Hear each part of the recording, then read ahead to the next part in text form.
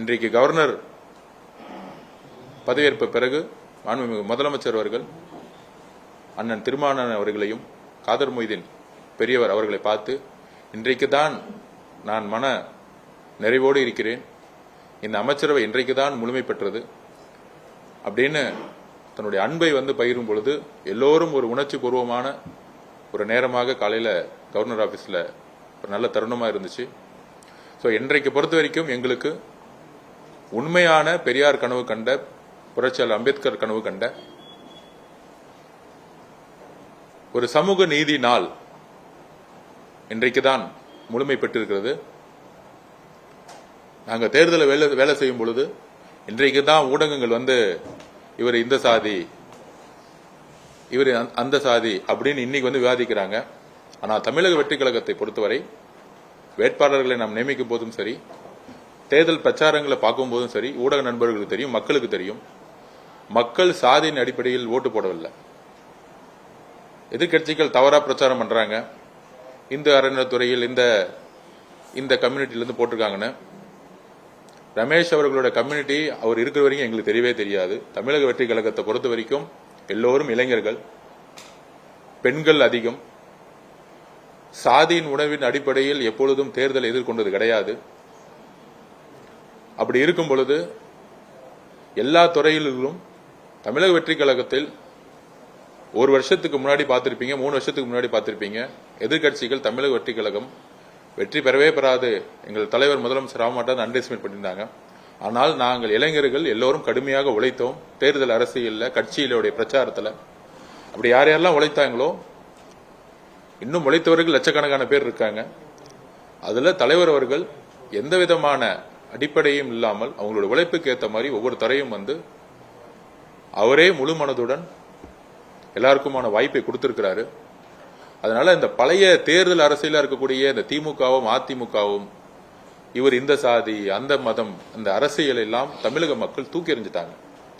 ஒவ்வொரு முடிவும் மதசார்பற்ற கொள்கையிலும் சமூக நீதியின் அடிப்படையிலும் ஒவ்வொரு அமைச்சரும், ஒவ்வொரு நிர்வாகியும், காவல்துறை நிர்வாகிகளும், ஐஏஎஸ் ஆபீசரும் நேர்மையான முடிவெடுக்கணும்னு முதலமைச்சர் வலியுறுத்தியிருக்கிறாரு. இந்த அரசு அந்த மாதிரி முடிவை தான் எடுக்கும். திருப்பியும் பதிவு பண்றோம், இந்த அரசு பெரியார் அவர்களுடைய கொள்கையிலும், அறிஞர் அண்ணா அவருடைய கொள்கையிலும், புரட்சியாளர் அம்பேத்கர் அவருடைய கொள்கையில் தான் வழி நடக்கும்.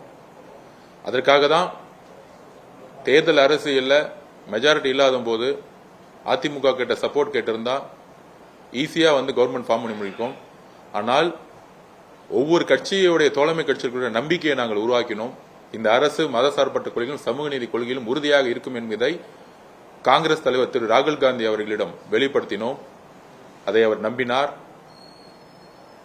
எங்களுடைய முதல்வர்களும் அவர்களும் ஒரு சகோதரர் போல ஒரு உறவை இன்றைக்கு உருவாக்கி இருக்கிறார்கள்.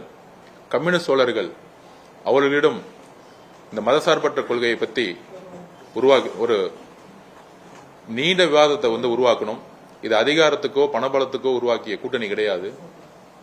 அதுக்கப்புறம் விடுதலை சிறுத்தைகள் கட்சி தலைவர் அவர்களிடம் ஒரு பெரிய நீண்ட விவாதம், அவர் கூட இருந்தக்கூடிய தோழர் ரவிக்குமார் அண்ணன், தோழர் சிந்தனை சண்முக அண்ணன் எல்லோரிடமும் எந்த அளவிற்கு இந்த அரசு மதசார்பற்ற கொள்கையிலும் சமூக நீதி கொள்கையிலும் உருவாகி இருக்கிறதை விளக்கினோம்.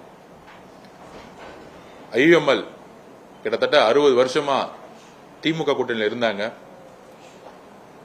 ஏன் இஸ்லாமிய சகோதரர்கள் அமைச்சரவையில் பங்கெடுக்க வேண்டும்? இஸ்லாமிய சகோதரர்களுடைய பொருளாதார பின்புலம் மிக மிக மிக வறுமையான பின்புலம். எல்லா சமூகங்களும் முன்னேறினாலும் மைனாரிட்டின்னு சொல்லக்கூடிய இஸ்லாமிய சகோதரர்களாகட்டும், கிறிஸ்தவ சகோதரர்களாகட்டும், பெண்களாகட்டும், இவங்களுக்கு தலித் சகோதரர்களாகட்டும், இவங்களுக்கு அரசு முக்கிய திட்டங்களை கொண்டு வரணும். நேர்மையின் அடிப்படையில் முக்கியமான திட்டங்களை கொண்டு வரணும்.